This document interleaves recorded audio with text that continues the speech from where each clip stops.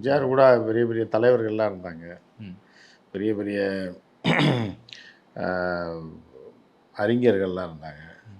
அதனால எம்ஜிஆர் வந்தார். இவன் கூட நான் 4 தற்குறி, 4 இப்போ குடியாரனையும், 4 மெண்டல் பயல்களையும் வச்சுக்கிட்டு இவன் எப்படி வருவான் எம்ஜிஆரா? எல்லாம் ஐஆர்எஸ், ஐபிஎஸ். ஐஆர்எஸ் எல்லாரும் எங்கே இருக்கான்? அதான் ஐஆர்எஸ்லேயே வந்து வீக்கான ஒரு ஆளை பிடிச்சி வச்சுக்கிறாரு. ம். பேனர் போட்டுக்கிறது. புரியுதா? அந்த மாதிரி ஐபிஎஸ் யார் இருக்கா? யாரும் இல்லை. இல்லை. சும்மா நீங்களாக சொல்கிறீங்க. பட் இருக்க தற்குறி கூட்டம் தான் எல்லாமே. அதில் 1, 2 பேர் இருக்க தானே செய்வோம். ம். ம். ம். அதை இந்த தற்குறி கூட்டத்தை நம்மளும் பயன்படுத்திக்கலான்னு இறங்குறது தான். ம். ம். ம்.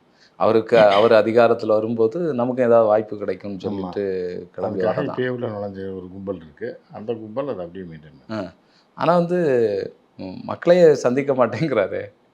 ஆட்சி பிடிச்ச பிறகு தான் கிராமம் பேசிக் நேச்சரே அதுதாங்க. அவனோட பேசிக் நேச்சரே அதுதான். அவனுடைய நண்பி த்ரிஷாவே ஒரு பேட்டியில் சொல்லியிருக்காப்புல, உங்களுக்கு இவர்கிட்ட பிடிக்காது எதுன்னு கேட்கும்போது அவர் வந்து ஒரு செவுத்துக்கு பின்னாடி இருப்பார். ஏன்னா அவர் வந்து ஈஸியாக ஆக்சஸ் பண்ண முடியாது, எப்போவுமே ஒரு மூடியாகவே இருப்பார் அப்படின்னு கூட இருக்கிற மனைவியும் சொல்கிறாங்க சைக்கோன்னு. கூட இருக்க நண்பியாக இருக்கக்கூடிய த்ரிஷாவும் ஒரு பேட்டியில் சொல்லுது, ஒரு படத்தை சம்மந்தமான பேட்டியில். இப்படி எல்லாமே தெரியும். அதுக்கப்புறம் நம்ம பார்த்தாலே தெரியுது, அவ்வளோ பெரிய கேட்டை போட்டு வீட்டுக்குள்ளே உட்காந்துருக்கான், பச்சை தண்ணியோட வெளில வைக்க மாட்டாங்க. அப்படி இருந்தும் போகிறாங்க அப்படின்னா அதை அந்த தற்குறி கூடத்தை நீங்கள் மாற்றவே முடியாது. அவனுக்கு வந்து விஜய் தான் வேணும். புரியுதா அவங்களுக்கு? அது வந்து ஒரு 5%, 4% அப்படின்னு. விஜய் ரசிக்கிறவன், படத்தை ரசிக்கக்கூடிய வெறித்தனமான ரசிகர்கள் அதுக்கு அடுத்த கேட்டகரியில் தான் வரான்.